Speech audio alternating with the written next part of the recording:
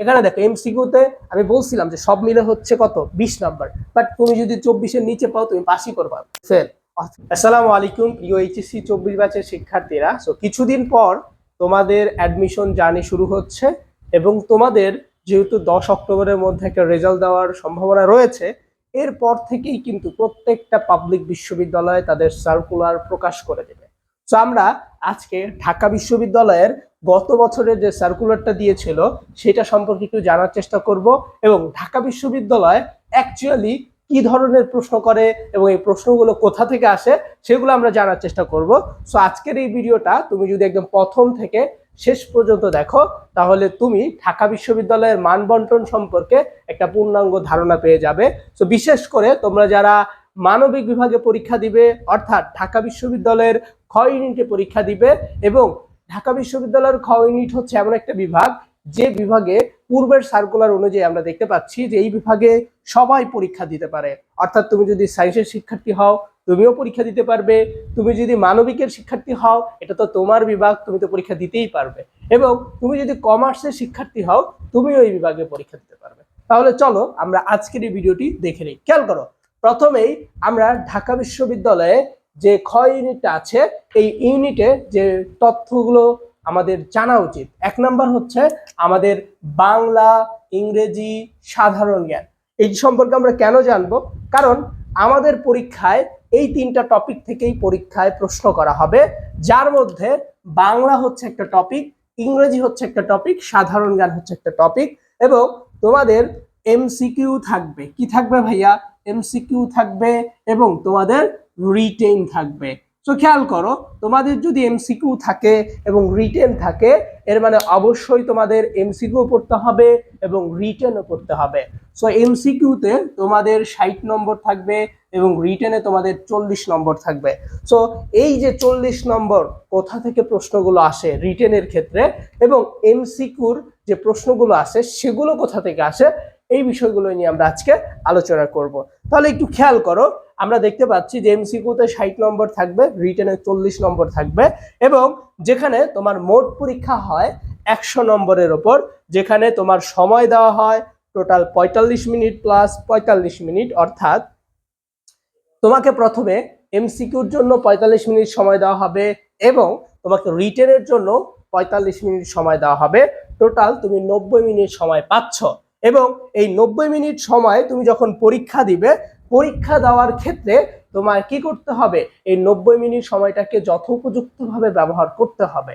তো একটু খেয়াল করো, তোমরা যারা ঢাকা বিশ্ববিদ্যালয়ের খ ইউনিটে পরীক্ষা দিবে, তো তোমাদের জন্য ঢাকা বিশ্ববিদ্যালয় প্রতি বছর একটা জিপিএ তারা হচ্ছে সিলেক্ট করে দেয়, যে এই জিপিএটা থাকলে তোমরা অবশ্যই ঢাকা বিশ্ববিদ্যালয়ে আবেদন করতে পারবে। বিশেষ করে প্রতি বছর দেখা যায় যারা মানবিক বিভাগ থেকে পরীক্ষা দেয়, যেমন আমি জানি যে ঢাকা বিশ্ববিদ্যালয়ে, তোমরাও জানো যে ঢাকা বিশ্ববিদ্যালয়ে খ ইউনিটে 3টি বিভাগ পরীক্ষা দিতে পারে। আমরা কি একটা বলতে পারি এ, একটা হচ্ছে বি, আর একটা হচ্ছে সি।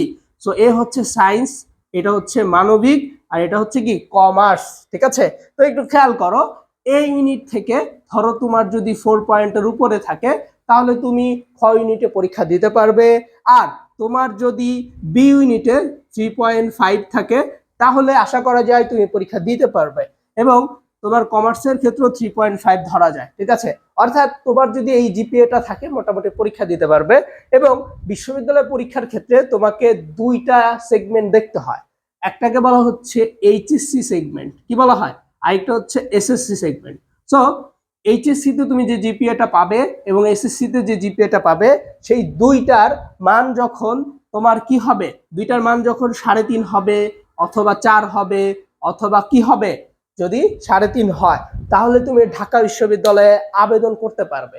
এর পরের অংশে তুমি হচ্ছে পরীক্ষার হলে বসে পরীক্ষা দিতে পারবে। ঠিক আছে, তাহলে তোমাকে যদি ঢাকা বিশ্ববিদ্যালয়ে পরীক্ষা দিতে হয় অবশ্যই তোমাকে ঢাকা বিশ্ববিদ্যালয়ের এইচএসসি তে 3.5 এবং 3.5 পেতে হবে। দুইটা মিলে যদি 3.55 পাও তাহলে আসতো সে কত, তোমার 7 আসে। তাহলে তুমি এতটুকু ধরে রাখতে পারো যে তুমি যদি মোটামুটি 7 পাও, দুইটার মধ্যে আলাদা করে 3.5050 পাও, তাহলে তুমি ঢাকা বিশ্ববিদ্যালয়ের খ ইউনিটের জন্য পরীক্ষা দিতে পারবে। সো এই হচ্ছে পরীক্ষা দেওয়ার পদ্ধতি এবং তোমার যোগ্যতা, যে তোমার কতটুকু নাম্বার পেলে তুমি ঢাকা বিশ্ববিদ্যালয়ে পরীক্ষা দিতে পারবে। আমরা যদি এবার ঢাকা বিশ্ববিদ্যালয়ের মান বন্টনটা দেখি, যেটার জন্য তোমরা অধীর আগ্রহে আছো। দেখো, ঢাকা বিশ্ববিদ্যালয়ে যদি তুমি পাশ করতে চাও, তোমার 40 নম্বর লাগবে। কত নম্বর লাগবে? 40 নম্বর লাগবে। এখানে একটা খুবই মজার একটা ব্যাপার আছে ঢাকা বিশ্ববিদ্যালয়ের মান বন্টনের ক্ষেত্রে, যারা খ ইউনিটে পরীক্ষা দিবে তাদের ক্ষেত্রে। তো দেখো, তোমার বাংলাতে হচ্ছে 15টা এমসিকিউ দেওয়া হয়, যেখানে তোমার পাস মার্ক হচ্ছে তুমি 5 নাম্বার পেলে তুমি পাস। দেন তোমার ইংরেজির জন্য সেম, ইংরেজির জন্য তোমাকে কি করতে হবে? 15টা এমসিকিউ দেবে, 5 নাম্বার পেলে পাস, ঠিক আছে। এবং সাধারণ জ্ঞানের জন্য তোমার 30টা এমসিকিউ দেওয়া হবে এবং 5 নাম্বার হচ্ছে কি 10। তাহলে খেয়াল করো, এখানে হইলো কত? 5, এখানে হইলো 5, 5 5 কত হয়? 10, আর 10 কত হইলো? 20। তাহলে 20 পাইলে তুমি হচ্ছে পাস হচ্ছে। বাট তুমি যদি 20 পাও, তোমাকে ঢাকা বিশ্ববিদ্যালয় পাস দিবে না। বুঝতে পেরেছো? তুমি কিন্তু সব দিক দিয়েই পাস, বাট তুমি যদি আবার টোটাল মার্ক, এই তিনটার পাস মার্ক যদি তোমার 20 হয়, তাহলে তুমি পাস করবে না। তোমাকে অবশ্যই এর থেকে বেশি নাম্বার পেতে হবে। এবং তোমার রিটেন সবকিছু মিলে তোমাকে আবার কি করতে হবে? তোমাকে আবার হচ্ছে আরো বেশি নাম্বার পেতে হবে, নাহলে তুমি চান্সই পাবে না, ঠিক আছে। সো আমরা যদি একটু খেয়াল করি, এখানে খেয়াল করলে দেখতে পাচ্ছ যে রিটেনের ক্ষেত্রে তোমাকে 5 নাম্বার পাইতে হয় 20-এর মধ্যে। ঠিক তেমনি রিটেনে এখানেও তোমাকে 5 নাম্বার পেতে হয়। অর্থাৎ ঢাকা বিশ্ববিদ্যালয়ে চান্স পাওয়ার ক্ষেত্রে তোমাকে রিটেনে এটা ভালোভাবে বুঝে পড়ে 5 নাম্বারটা কালেক্ট করতে হয়, ঠিক আছে। এরপর আমরা যদি একটু খেয়াল করি, এখানে দেখো এমসিকিউতে আমি বলছিলাম যে সব মিলে হচ্ছে কত? 20 নাম্বার।